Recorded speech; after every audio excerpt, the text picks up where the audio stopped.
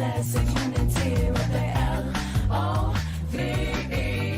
Love is a solution, so set your love free with the L-O-V-E. Further evolution and blessed unity.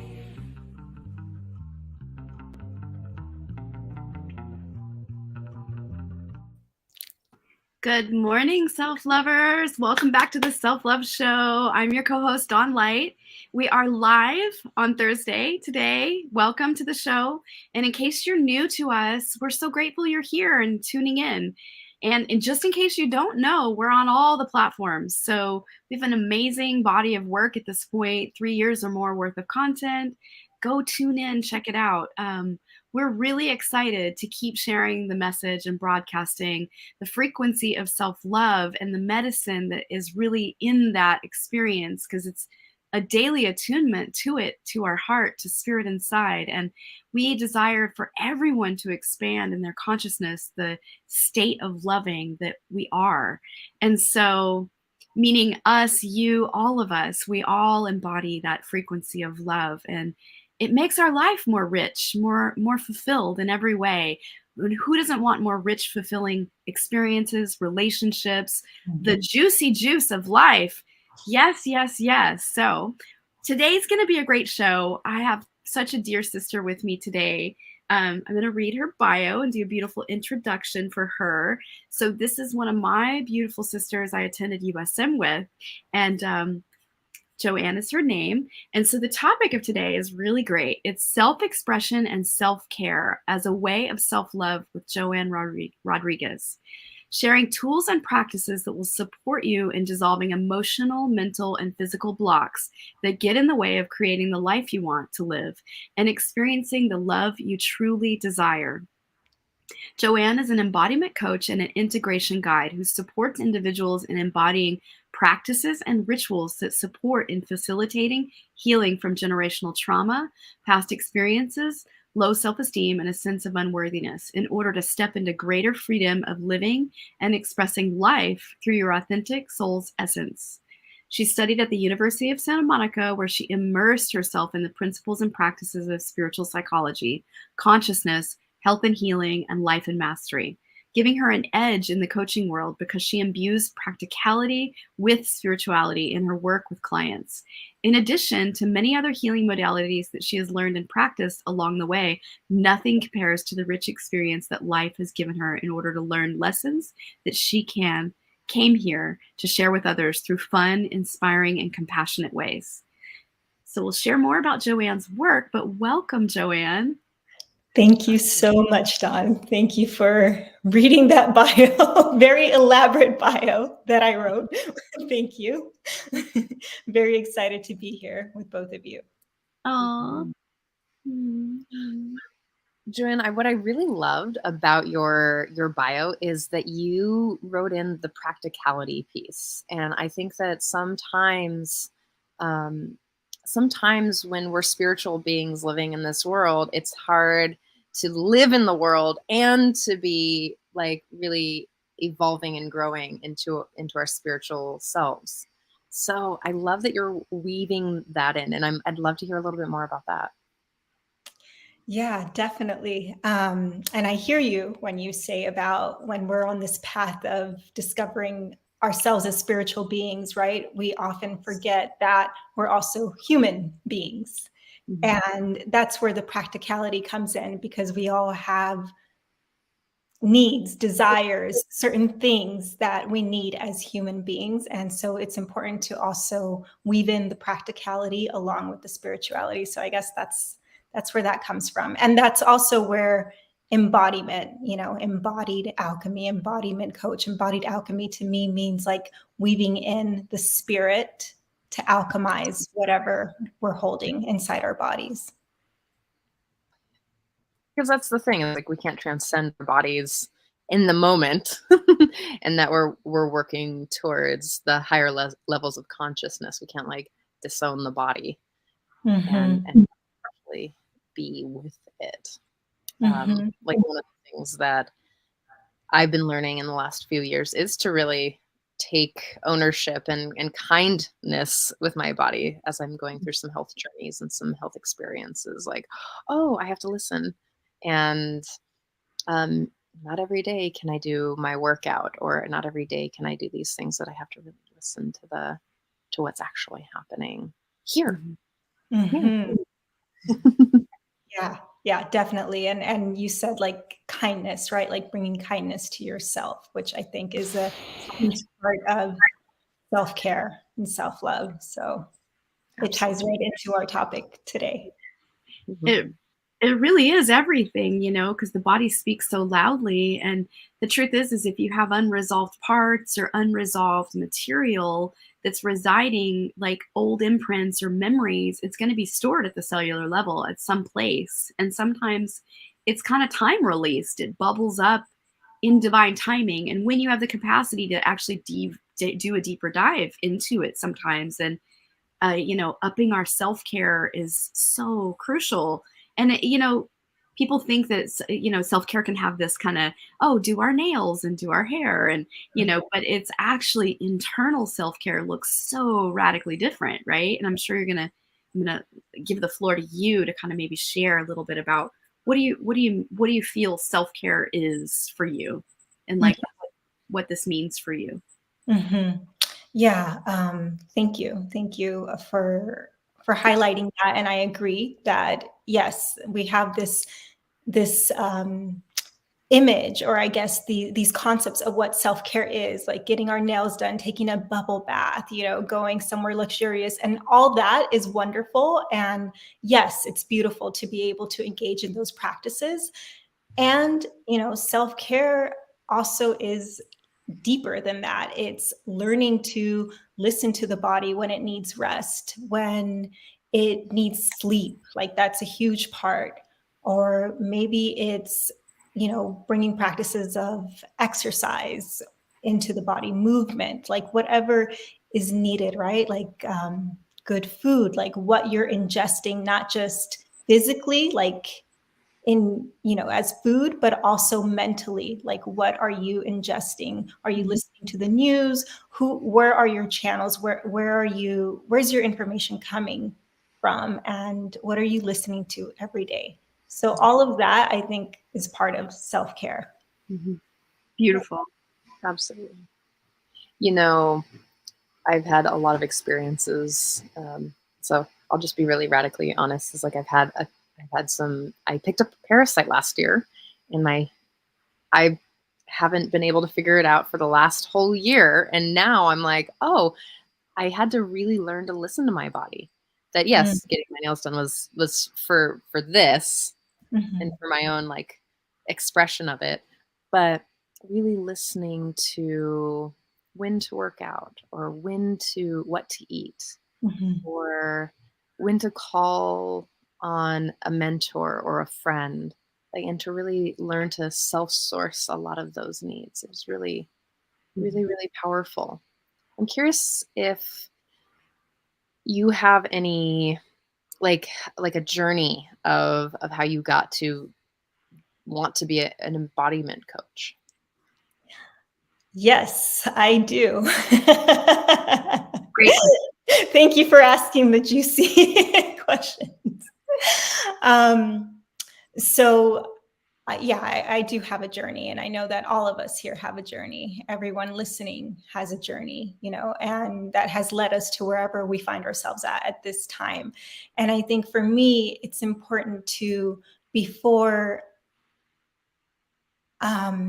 before really getting into like the present, to share a little bit of my past, a little bit of the history, just so that the audience gets a concept of where I'm coming from, or where I came from, and how that has morphed into, now being this embodiment coach, where I also support others in coming into their own self-awareness and divine selves. So um, for me, the concept of self-love, or love in general, was one that was very distorted from a very young age. Um, I grew up with an absent father, and also a mother who had borderline personality disorder. what that did for me was it created a very unstable and unsafe environment. So at the age of 6, I was sexually abused by her boyfriend. And I share that because I feel like that was such a significant time in my life. Like it left an imprint that shaped my beliefs about the world, about myself in that moment. And it's something that I carried with me up until my, adult years. And even now, I don't think it's something that I will ever get rid of. And not that I'm trying to get rid of, but, it's been a long process to come into an acceptance of what happened, what was my journey, and learning to just love those parts of me that went through that. Because at that time, I didn't have the support. This is something that happened and I had to hold it in my body. I wasn't allowed to speak about it for years. It wasn't until the age of 33 that I really was able to start voicing it out loud. So from the age of 6 to 33, I carried this shame, like deep shame, deep guilt in my body. And which led to a lot of self-destructive behaviors, right? Making very poor choices in my life and having this distorted view of what love is and not really knowing what it was. And so in that, I invited or accepted people in my life that were abusive, that were toxic. And yeah, it all led to where I'm at today. So I guess to kind of make this story short, it was really like the breakdown of a marriage that I was in that really led to my healing and to begin to question, like, what is real love? Like, why have I put myself in these sort of situations that don't feel good, but yet I continue to stay?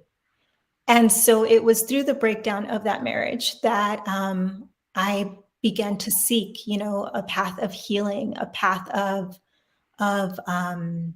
restoration. And what I discovered was that I really needed to express myself, right? I really needed to share what had happened, what I had been through, and expressing not just with anybody, because, sometimes not everyone is going to be a safe place to share these very vulnerable and honest things that I went through. And so I began looking for those safe spaces to be able to self-express and share. And through the self-expression, healing came through. And in that, also an awareness that I really had not been taking care of myself. There was this sense of like neglect. I had neglected myself. I had, self-abandoned because that's what I had learned. That's what was modeled to me as a child. Yes, my physical needs were all met, but my emotional needs were not. My mental needs were not.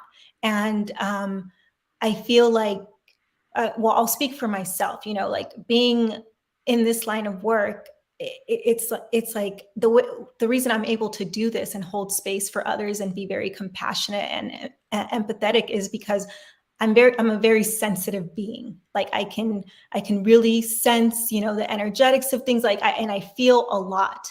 And so as a child, having all this, feeling the world around me, the people around me that were in so much pain and hurt, it was really, really difficult.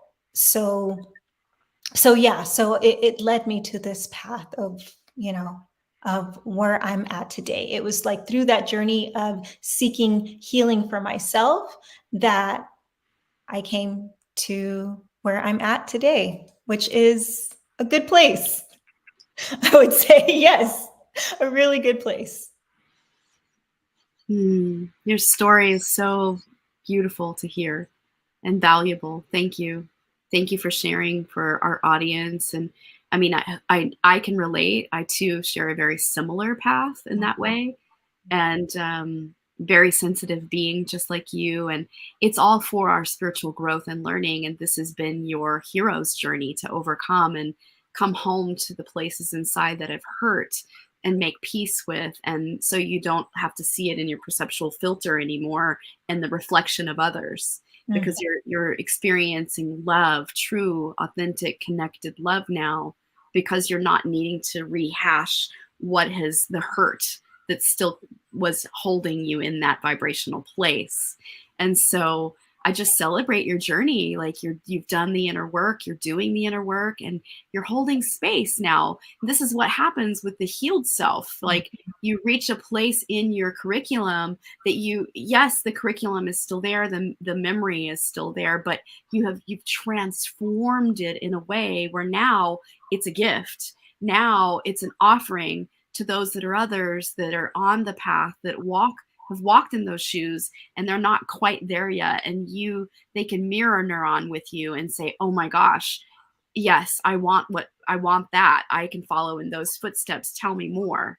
And you're here as a guide now to say, hey, I understand what it's like to be in those very, very vulnerable, tender places.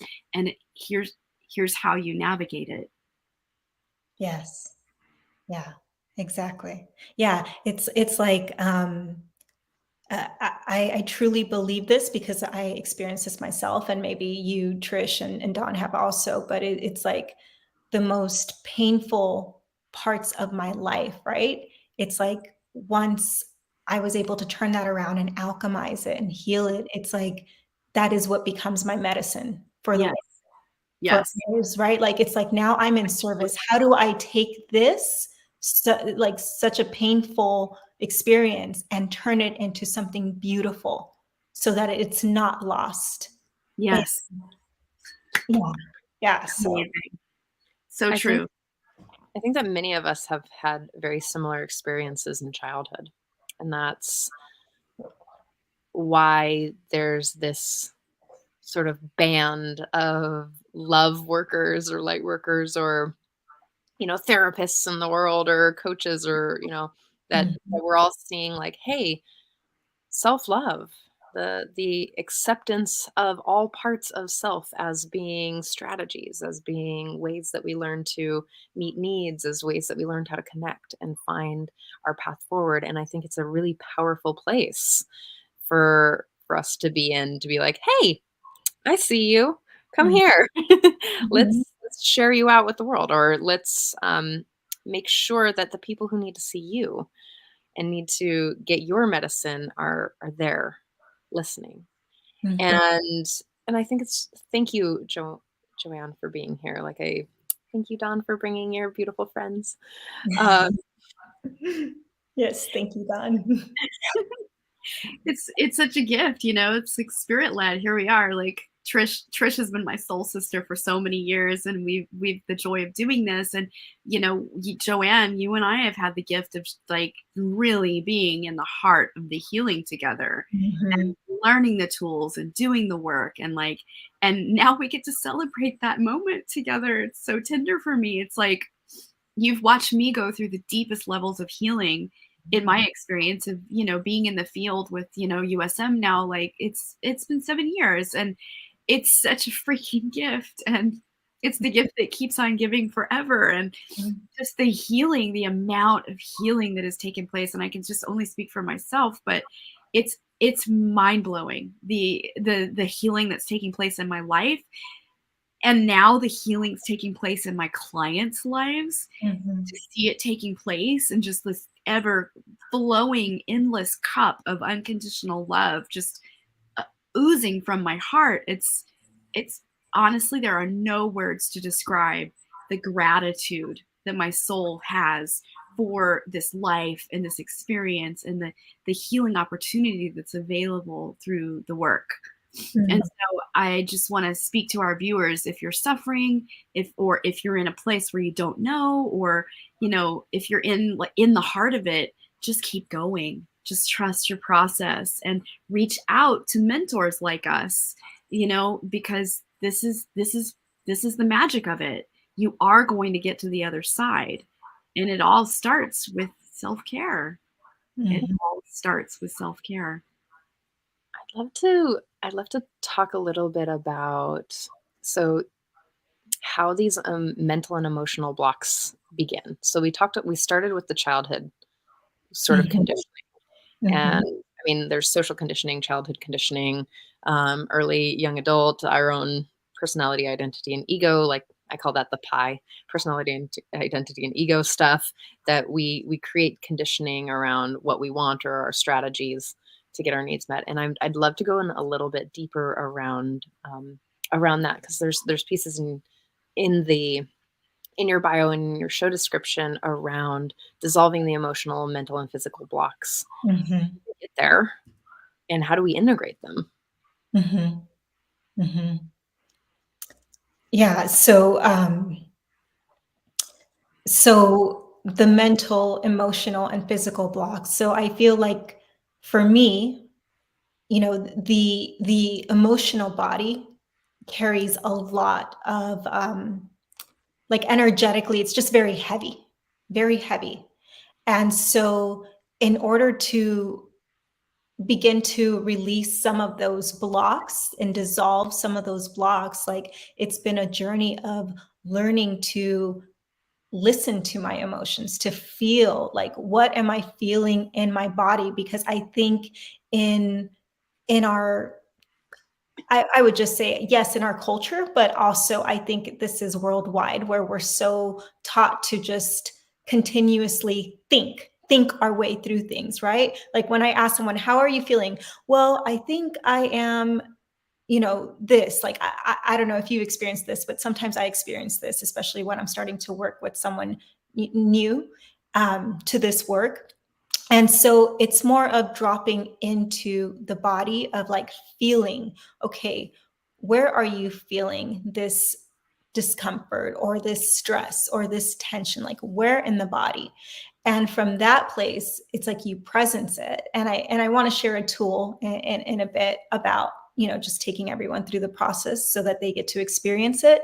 But it's more about experiencing, like feeling that, not making it wrong, not judging it, and through just being an acceptance of it, I feel like those emotional blocks or whatever has been placed there, it's like they begin to dissolve because all they're really wanting and seeking is an outlet. They're wanting to be seen, right? And so that's all it is. And they want to be heard. A lot of times it's like parts of our bodies, these unintegrated parts of ourselves just want to be expressed so that they can dissolve.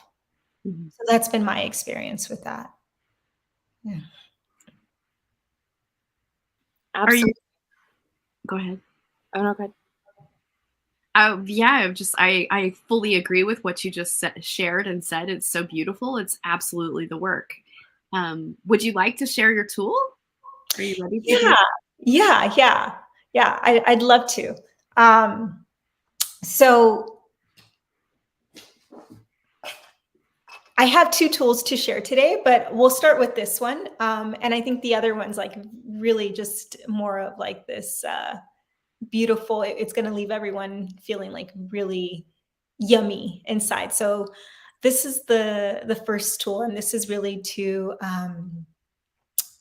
dissolve those emotional, mental, physical blocks that we're holding in the body. So I'm just going to invite everyone, as long as you're not driving or moving, to just close your eyes if you can and really get in touch with your body. So tuning in and just taking in a deep breath here with your eyes closed. And maybe placing one hand over your heart, maybe another one around your belly, if that feels good for you. And just taking in a few breaths here.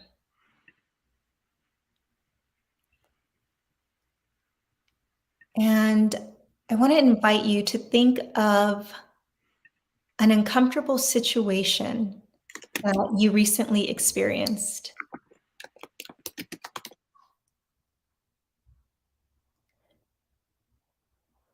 Just think about something that you're carrying that feels heavy in your body. Maybe it's something that's still unresolved for you. And just notice where you feel it in your body. Notice maybe you're carrying it in your chest, your throat, or maybe it's in your belly. So just notice where you're feeling a tightness.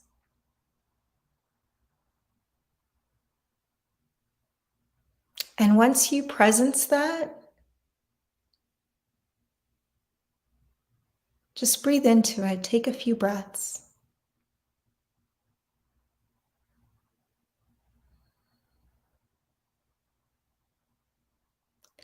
And let it know. You could say this out loud or you could say this inwardly, that you see it. Like, I see you. I see you.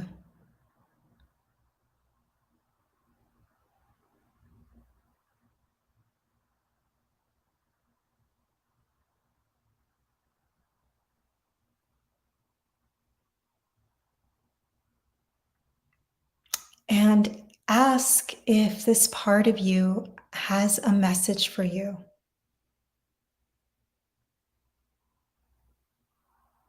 Maybe it has some insights.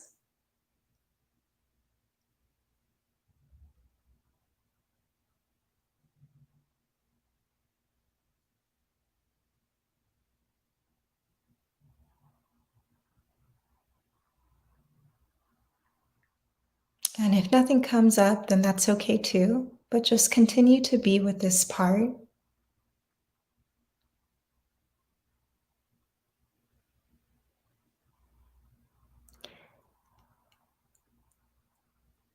And as you're feeling it, I want you to give it a rating from a scale of 1 to 10.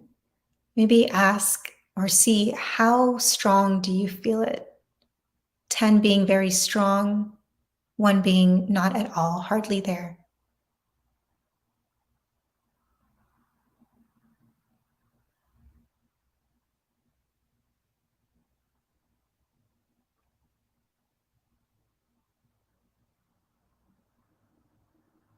And just continue to breathe into it, continue to be present with it.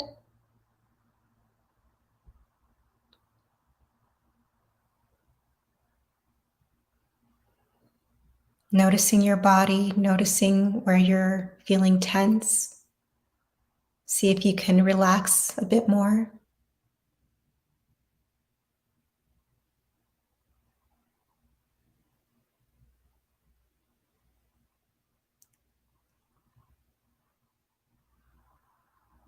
And now just inviting you to bring forward a light of grace, a white light. Just imagine this white light coming through the crown of your head, the top of your head.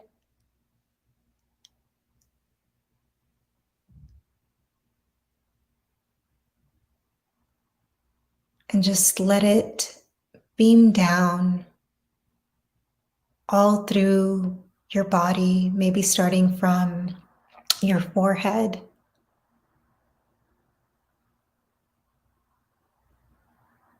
all the way down, covering your cheekbones,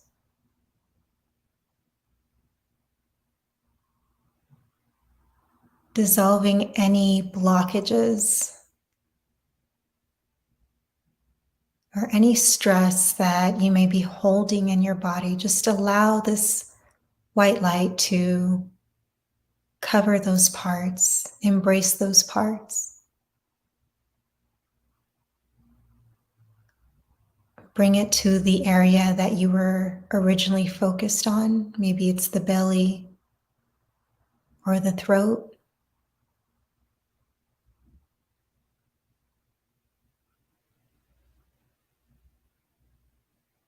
And just allow this light to fully embrace and dissolve anything that is not needed, anything that's no longer serving.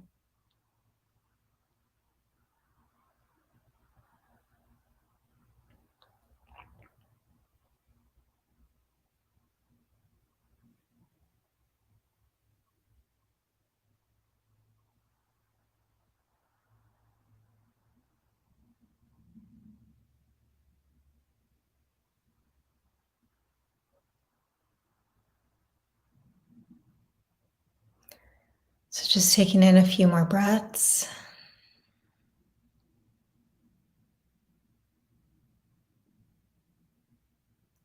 And when you're ready, you can check in with that part of you. Just see, going back to the rating scale of 1 to 10, just notice if it has gone down a bit.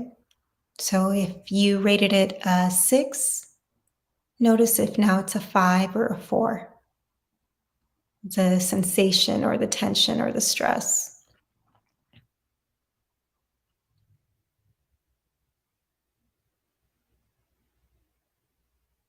And so when you're ready, just open your eyes and thank yourself for going through this process.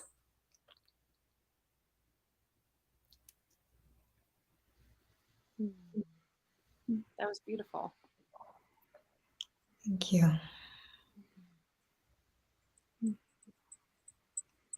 Believing in and coming back to self is one of the things that I absolutely just adore. Because so one of the things that I work primarily with is abandonment trauma and self-abandonment. And when I teach my clients to come back to self constantly, like, where are you abandoning yourself? Keep coming back, and to see the place, to give it a rating, and then to come back to actually address, like, what's happening, what's shifting. And I think that's incredibly important because we're training ourselves to come back home. Mm-hmm.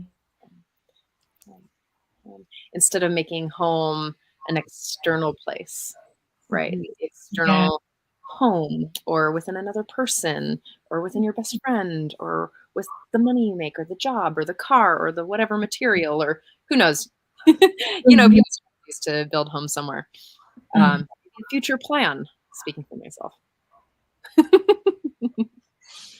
Yeah, I love that you say that. It is a coming back home, a coming back to yourself, because home, I think we've all heard this, home is where the heart is, right? Like this cliche, but it's so true. It's like, this is home. Like whenever I come back and tune into this part, this is the stillness, this is the presence, this is like, nothing is wrong here. Only peace. So Love that. Nothing is wrong here, only peace. yeah. Yeah, it's such a deep offering, especially if you've experienced, like we all have had, unfortunately, abuse in our narratives as children. We've all experienced that here in this conversation with the three of us. And for me, a lot of times when I'm working with my clients, it's definitely a place of reminding the young one inside, you did nothing wrong. And that is such a deep repatterning offering when you're reparenting that part of self that has felt like, I do it wrong, or I'm not enough, or I'm too much, or a deep misidentification that can still be held there that's creating the pain. And just allowing yourself to fully come home there and bring love there and connect there. And the practice you led us through is so beautiful because it's really teaching one to like actually source there, and that it's safe to go there. That it's safe to access it. It's safe to be with it.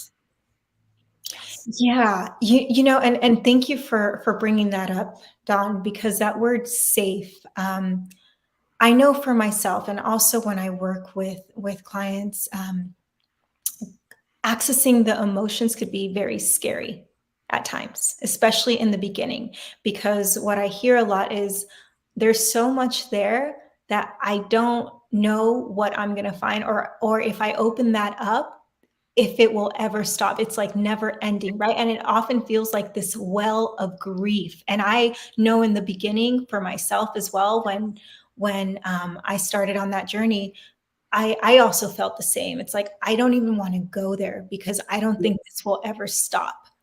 And I just want to remind everyone that it's like your body holds its own intelligence, and it knows, how much it can release at a time.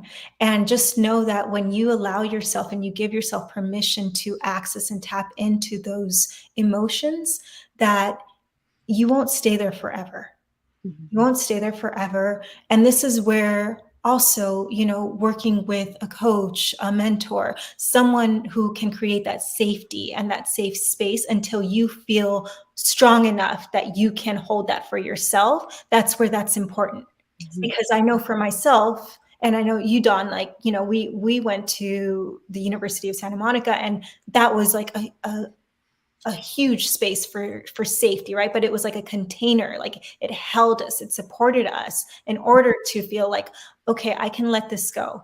And if I can't, like, I have someone there to help me navigate through. So I think that that's also important to highlight that yes, you're always safe and it's okay to go there. But if you really don't feel like you can do it on your own, then always, reach out for help, because that is a form of self-care, self-love. And about picking and choosing who can hold you there. Mm. I have some rules for myself, and one of them is like, to go to my therapist and coach first, because they are people that are specifically designed to hold my stuff without judgment, and Yes. that's where I process it. So self first, the other people, my coaches next, and then really try not to put that pressure on my partner or my best friends. But I also have really good friends, great friends like Dawn, that can hold all of the without judgment, without trying to fix it, without doing anything. Just like, okay, what's going on in your life? That's a lot of stuff. All right, what do you want to do about it? You just wanted me to listen? Fine, great, okay. Not everyone is available to hold the bigness of our life or our emotions and our sensations or our feelings. Like, for example, I have a client right now who is looking at masculinity from a different lens. Like, this is what we're doing. We're kind of deconstructing some of the really harmful body image stuff around, how patriarchy tells us about body image and all of these things. And he's looking at masculinity like, oh my God, these things have dehumanized me as a man. And who do I want to be? How do I want to be a man in the world? And kind of looking at all of that stuff and being like, I don't know who to talk to. I don't know what kind of men to talk to, because most of the men are participating in these harmful places for themselves and for other people. But I don't want to be that kind of man. I want to be a different kind of man. So he's feeling, like, who do I talk to about this? And finding himself in those places of like, where I used to go no longer works. Now I need to find new strategies and new community. And I think that in that place, it's like really being very picky and choosy about where you share your deepest vulnerabilities. I agree. Yeah. Build you up. Yeah, I agree, because, this brings back, like, when I mentioned, when I went through my divorce, and that was like my ultimate breakdown, and, eventually led to my breakthrough. But in those moments, I was going through a divorce. I also have a child. I have a daughter that I share with this person. So it was really difficult and challenging. And I had all these emotions and all these things that I was feeling, and I didn't know what to do with it. And I would reach out to the friends that I had at that time, but they could not hold it. Like, they didn't know what to do with it, right? Like, it was too much for them. And, I know they did their best, but they really could not. And so it wasn't helpful to me. If anything, it kept me like in this like cycle of like, just self-judgment and self-loathing. And so you're right, Trish. It's like you do have to seek those safe spaces and people that can hold it, because a person that will be able to hold you is someone who has gone through their own processing, right? Who has gone through their own stuff and has come through on the other side. And not to say like, we're all healed and perfect. No, we're still in this body. Like, it's a never ending journey. But, you have been there, and so you could bring great compassion and empathy and hold space and non-judgment. And also you have tools, tools to share. So that's where the practicality comes in, right? Like, yeah, tools.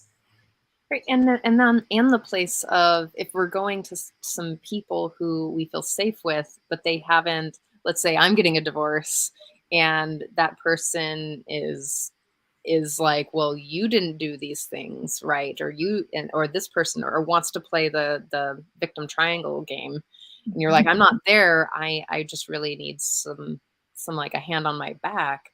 Or if you're kind of like, your stuff is touching their stuff, Yes. right? And Yeah. invoking them to either work on it, or they're pushing it away, which is also not helpful. More judgment is not helpful. Yeah. You want to keep the problem, Yeah. judge it, resent it, run away from it. Like, there's ways to just like keep doing the thing, but actually really like acceptance is the place of really holding in the self-love. Is like, oh, there's that messy side of this person. Like, I wanted to bring in a little bit of the integration piece, because I think that, man, we've really learned ways to part ourselves out. We've really learned ways to make and judge ourselves for just being human. Like, oh, we've talked about a lot of this on this show, is like the spiritual sort of trope around like anger is low vibration. And how that looks. But anger is actually a really beautiful emotion that shows us our boundaries and shows us what we really want and need, and how to protect ourselves, and how to really show up in our honesty and truth, if we can find ways to communicate that, without depressing ourselves, or without morphing ourselves into something that we're not. So it's like there's these places where we've parted, like, oh, angry Trish, or whatever, and how do we integrate those pieces? That's a great question. And I love that you're bringing this up, because, anger is something that carries so much stigma around it. And I once read this and it really resonated with me, but it said, anger is just the bodyguard to sadness, because underneath the anger, there's a lot of sadness. There's a lot of grief. And so, like you said, anger is just a way, like it protects, right? It shows us where our boundaries are and who has crossed it. And it's really important to accept those parts of ourselves that we are going to have those emotions of anger, of sadness, of depression, sometimes feeling like low. And those are the parts that we don't really show to the world, right? Especially with social media now being so active, everyone being so active. It's like all the joy and the lightness and the spirituality is like what's highlighted and applauded. But yeah, anger is something that is important. And for me, like, I'll speak for myself personally and how I've learned to integrate those parts of myself. So, I mentioned in my story, like, from the age of 6 years old to about 33, I like literally held all that shame, guilt, like anger, right? Resentment, all those things were like being contained in this little body, and they needed to come out. So at times early on, it would come out very explosive, because it was like, okay, I've taken on so much, like a volcano, it just erupts. And I learned to judge that part of me, because it was like, this isn't helpful. It only makes things worse. And I don't like myself for doing that. But when I began to actually look at that anger, understand it, that I have a right to be angry. There was something that happened and it was not okay, right? It's not okay with me.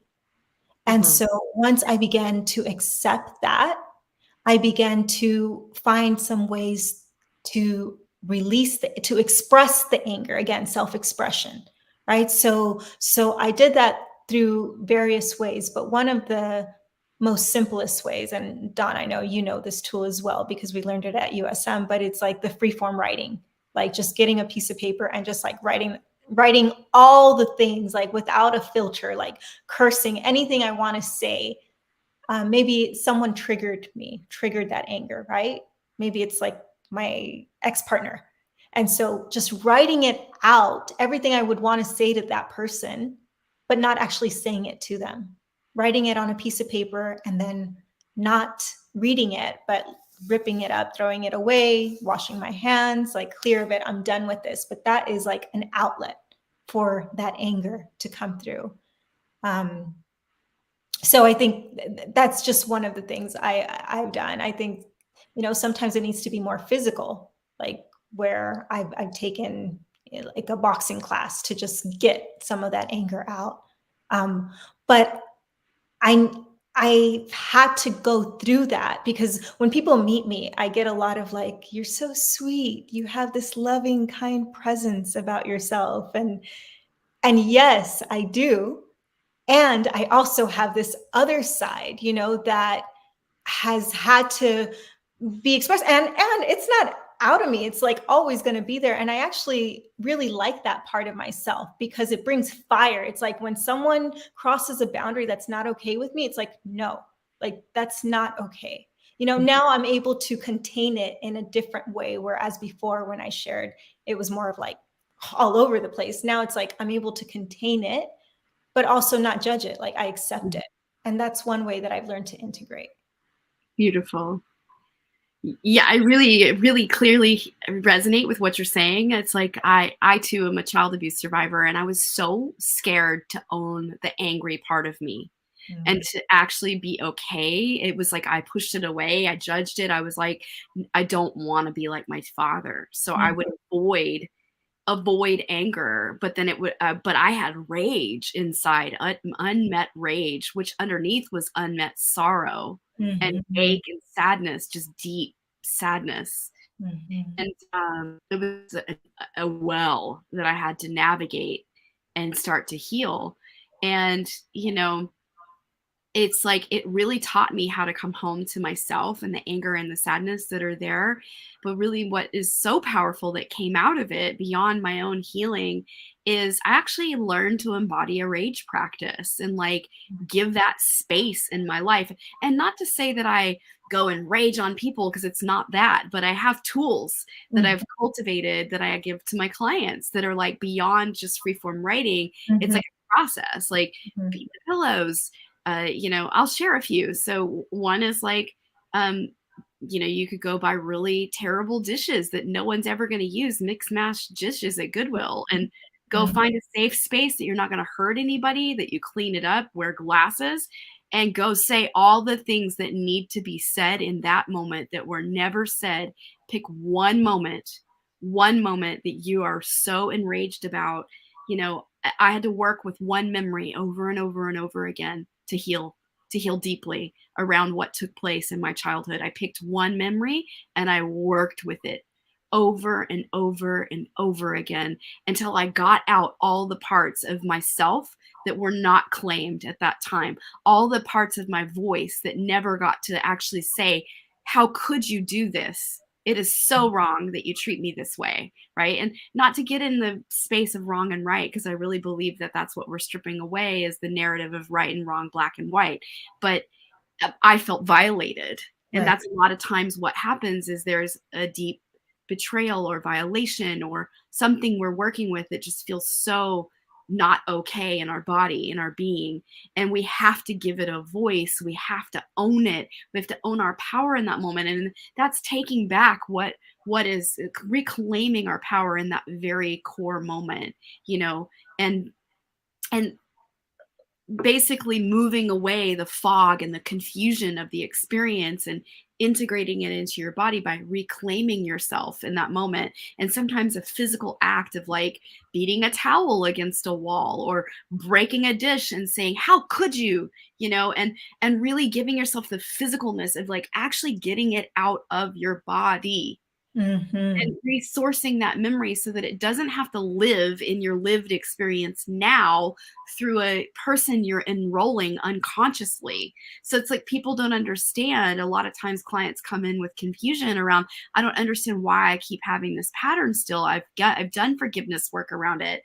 I've forgiven it. I don't understand. And it's like, well, there's still emotional material here for you that you've not processed around the core imprint. And we have to dig back in time to find the core imprints, the time periods that what age were you? What happened? Where were you? What was said? And we have to source it one by one and reclaim that power there, reclaim what was lost, reclaim and give yourself an opportunity to say with your voice and your heart and all of your energy what you never said in that moment that you wanted to. And it is amazing how the things just fall away once you give yourself space to do this. And like we like to say in USM, there's a conversation that goes on around, it's like taking it off like an old coat. You learn to take off the pattern for good.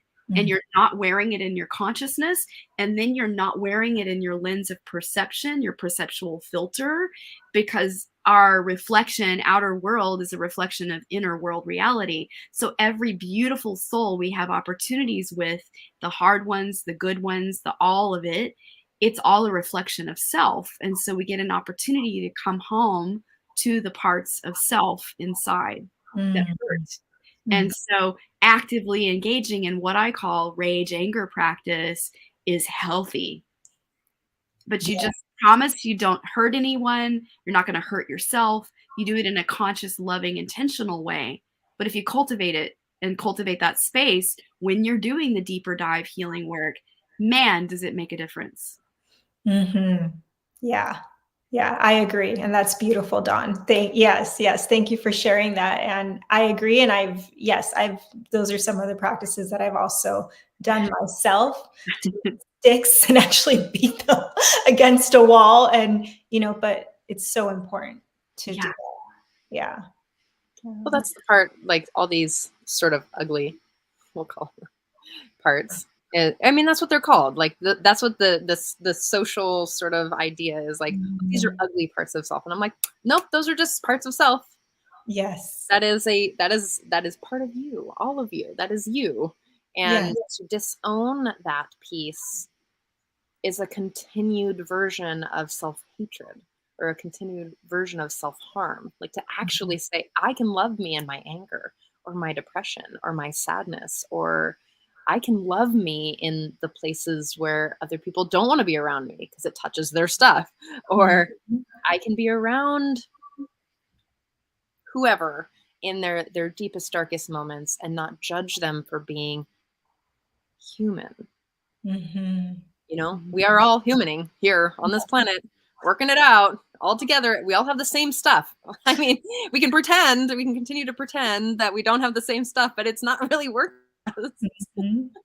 And that's why we're all here, is to really just fully love and in our embodied selves, the other embodied self of another person and their wants, needs, and desires. And there's 8.25 billion realities or more on this planet. It's like, can we meet those people where they are and meet us in our stuff, meeting them, and to really expand our capacity for compassion and love and all of that. Ooh, this conversation is juicy. Yes. It really is, because some of the things like that I've shared this story many times on this show, but one of the things when I first got into spirituality, there were things that really harmed me. The idea that I couldn't be angry or sad, like all of these were less than something, and it made me disown deeper parts of self, like in my 20s where I could have been exploring my anger and frustration. Like I didn't feel angry until I was 26. Like, I remember the time where I let myself just like scream at someone because he was so frustrating. And he's still a dear friend. And he was like, "Oh, you're angry," and kind of like was like, "Huh," da, da, da. And I was like, he made me even angrier. But because I had created a belief when I was very young that anger wouldn't be my first response because it scared me as a kid. I didn't understand it. I didn't understand angry. And so I created this whole thing. So then in my 20s, I'm diving into belief systems and understanding that, you are what you think and like all of these things. But I had so much underneath that I hadn't processed it, or I hadn't integrated my youth or the things that had happened to me or the like massive traumatic experiences. And that those beliefs that sort of like the look good that we talk about, like all the Instagrammy spiritual look good stuff, was really not helpful for me. It in fact caused me another like realm of trauma, of consistent traumas that kept me from exploring. And so when I got to, with Dawn, she always held me in my moments. She's like, "Okay, well, sounds like you're angry. What are you going to do with it?" I don't know what I'm doing with it. Like, and I would internalize it, and it caused depression, right? I didn't know what to do with it. I was like, I'm bad and wrong for being angry about things that had happened, and I should just forgive and let go. And yes, but you actually have to process out all the angry and all the frustration. I had to feel the feelings, the great big wild feelings. And how many hours of that have I done? I mean, like hours of pounding pillows and like screaming and writing poison letters and like hours and hours and hours of that. Like, and I want our listeners to understand, like, that's the thing. It's like, it's not like you do it once. You write it out once. No. It's layers, it's hours, it's days, it's years of processing this information to be even more loving. So if you're like, well, I can't get there, like I can't get where you're at because I don't have the money or the finances or the attention or the time. I mean, that's why the show is here. This free show giving you free tools every week to deeper self-love and consistency and commitment to yourself. Like, this is it. And this is why we keep doing it. It's like, hey, we've got Joanne Rodriguez on today teaching us how to really bring us home, back to our own home and back to ourself, and to help us integrate so that we can keep moving forward. It's a practice. Self-love is a practice.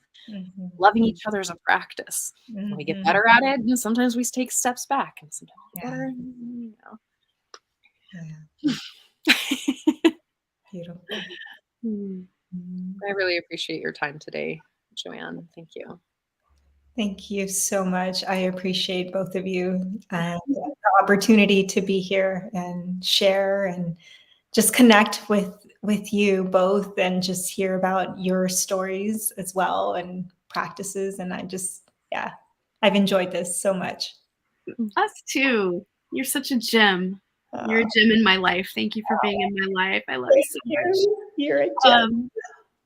I want to know, tell our listeners and viewers about your work and like how, if we were curious to work with you, how does one go about that? And like, what are your offerings? And we're just curious. Tell us. Yes. Okay. So thank you for asking. So right now I have 2 offerings that are happening. One is a live workshop with me. And so if you live in Southern California and you're local and you are free on Saturday, July 22nd, I've created this workshop, which is really going to be really beautiful. We're going to be experiencing some of these self-care, self-love practices, some that I've shared here. Actually, they're going to be different, but it's going to be a really beautiful space and container for you to be held. And we're going to do some chakra throat clearing activation for self-expression. We're going to just be nourished and loved in this beautiful container. So if you're interested, you can reach out on my Instagram page, which is Embodied Alchemy Coach.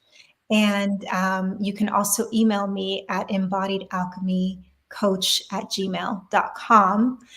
And I also have another offering that's happening. It's starting August 8th, which is the Lionsgate portal.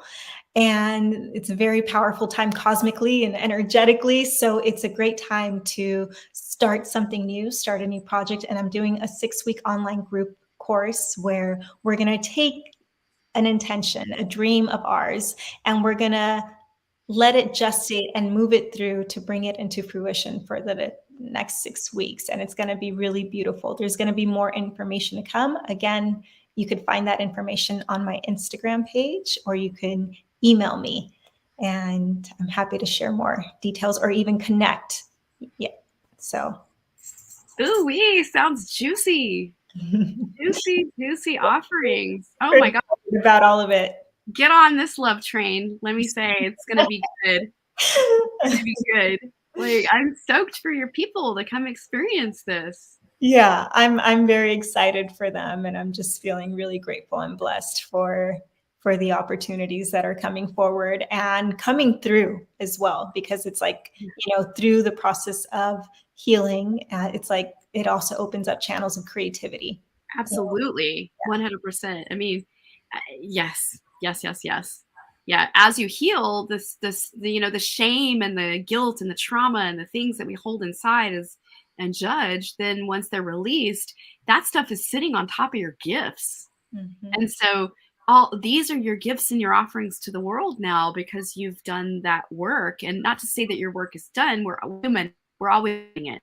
And you're having access now to that creative channel, and here's your beautiful offerings in the world, and I celebrate it. It's like, yes, it's a win-win-win. Yeah. Hey. Happy dance. Well, yes, so happy dance.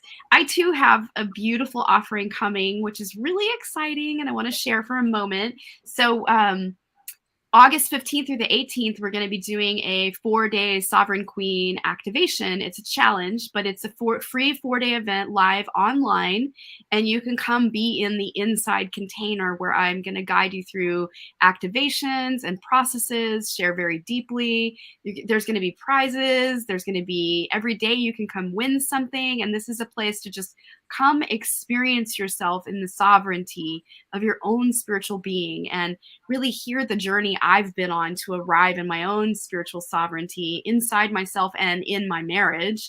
And if you're a woman that has experienced, trauma, if you've experienced relationships that have felt out of balance, if you've been in a long-standing pattern of always seeing the same pattern recreate in relationships, if you have been in a long-term marriage and it's felt unequal, and there's a lot of tension, regret, frustration, anger, unresolved things, and you're like, you want to go to the next level, but you just don't know how, come join the activation, because this is all woven in, like my healing, what I've arrived at, how I've been able to create a complete role reversal in my marriage and stay married, heal my marriage, and celebrate 20 years together this year. Profound. And I'm offering this from my heart to yours. It's all free. It's really a deep place of transformation for women. And I want you in the container because this is an upgrade opportunity, vibrational upgrade all around for your sovereignty, to come home to the places inside that hurt, the patterns that you just haven't been able to heal or get through. This is a deep dive, a look into it, and a new tools and practices to take away. So it's a huge win. I'm going to say there's prizes every day, a big prize at the end. And it's August 15th through the 18th. Please come join me. The link is in the chat. And it's, in case for our viewers that are listening, it's tinyurl.com/queen activation. So excited to have you. Woo! Woo! Yeah. Yes. See, I love that there's just so many opportunities to evolve, grow, and learn and be held by incredibly powerful and loving, authentic teachers in the world.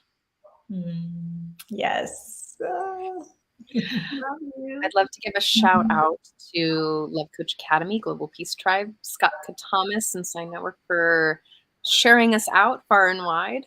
And also to our lovely, lovely assistants, Roy and Russell, for making the Self-Love Show possible every week. Yes.